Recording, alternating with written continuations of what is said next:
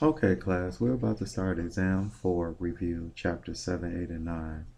Find any real numbers for which the following expressions are undefined. So all we need to do is set our denominator equal to 0, and then solve. And this is the value that would make this expression undefined. So x equals -2 is the answer for number 1. Now number 2, we take this equation, well actually this expression here, and set this expression equal to 0. Now, what we need to do here is we need to factor this quadratic equation, and we would take a is equal to 1, b is equal to 3, and c equals -4. Now we have a times c, which will give us -4, and we need to find our factors. We have 1 and 4, and 2 and 2.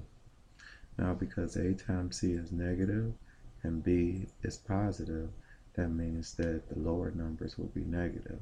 So we know we won't use 2 and 2 because that will give us a 0. But -1 plus 4 is 3. So we'll take x squared minus x plus 4x minus 4 equals 0. Now we group the first two terms. We can factor out an x, and we have x minus 1. We'll group the second two terms and factor out a positive 4, and we have in parentheses x minus 1, and that equals 0. So now we do these two equations. We had x plus 4, and we had x minus 1, and it equals 0. Now we'll set both of these parentheses equal to 0. So we would have x plus 4 equals 0, x minus 1 equals 0. So x will equal -4, and also x will equal 1. So our final answer is x is equal to -4, comma 1. Now we scroll down to number 3. The directions say simplify. Now, with this numerator, we will simplify out 6. We'll be left with x minus 4. Denominator, we'll factor out 3, and we'll be left with x minus 4. These x minus 4s will simplify out, and we will be left with 6 over 3, which is just 2. Now we go here to 4. Our numerator, we could factor out an x minus 5 and an x plus 5. Our denominator, we could factor out a -1, and we'll be left with x minus 5. Now these x minus 5s will simplify, and now we will have x plus 5 all over -1. So our final answer will be negative parentheses x plus 5. And this will be our final answer. Now we go here to number 5. We have x squared minus x minus 56 over x squared plus 14x plus 49.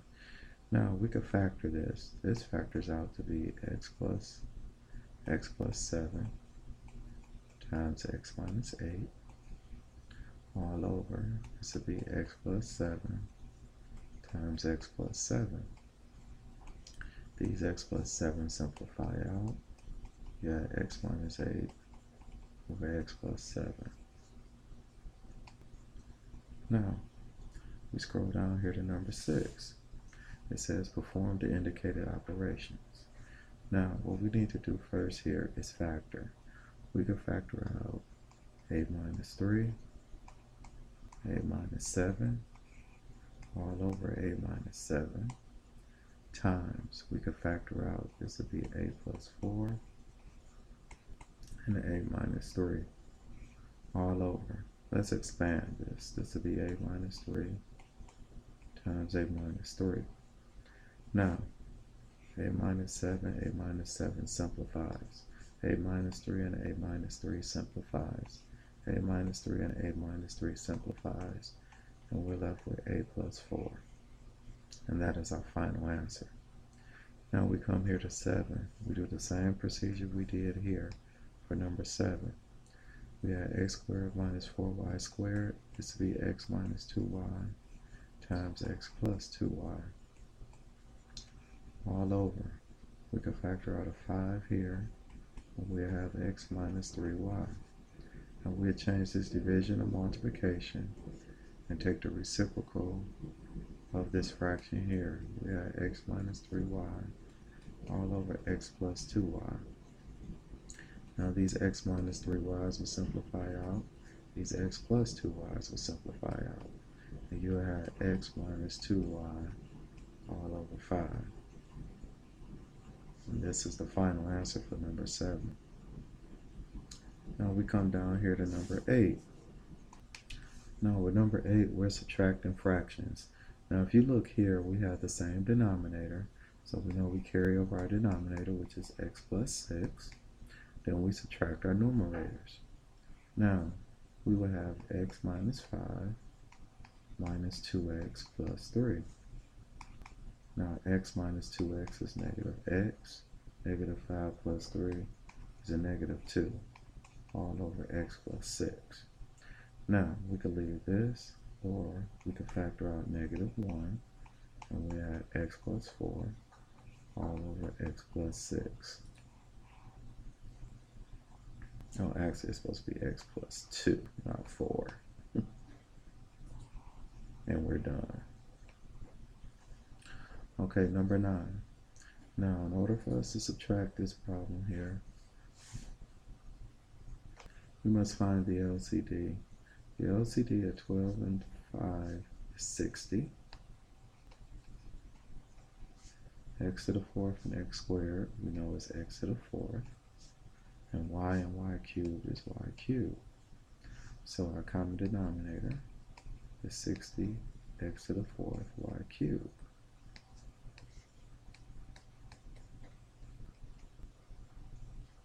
Now, we have to find out what times 12x to the 4th y will give us 60x to the 4th y cubed. And that would be 5y squared. Multiply numerator and denominator by 5y squared, which will give us 25y squared. Now, for our second fraction, 5 times what is 60? We know is 12. And then x to the second times what is x to the 4th? We know is x to the second. And we know to get y to the third, we already have y to the third. So this will end up being 12x squared. So now we have 25y squared minus 12x squared all over 60 x to the 4th y cubed. There's nothing more we can do with this problem. Now we scroll down here to number 10. Now, let's factor this denominator first. So we can factor out the 2x, and that will leave us x plus 1.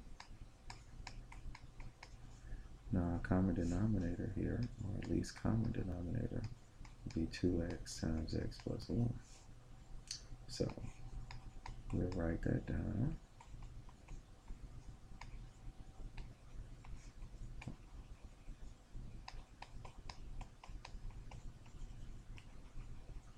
Okay, so since this already had 2x times x plus 1, we'll bring that down. Now, what this denominator is lacking is a 2x. So we'll multiply the numerator and denominator by 2x. 9 times 2x is 18x.